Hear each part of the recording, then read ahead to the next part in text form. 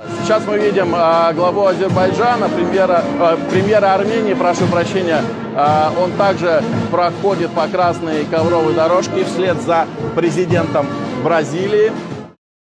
Ընդունելության ժամանակ Պուտինին մի փոքր երկար սպասեցնելուց հետո ի վերջո հասել ու ողջագուրվել է, ինչպես երբեմնի բարեկամներ։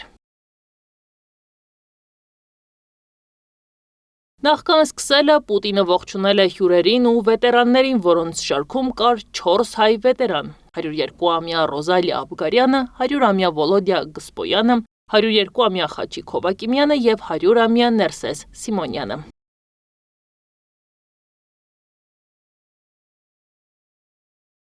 Պուտինը զորահանդեսին մասնակցող ադրբեջանական ստորաբաժանման հրամանատարին նույնպես ողջունել է անձամբ։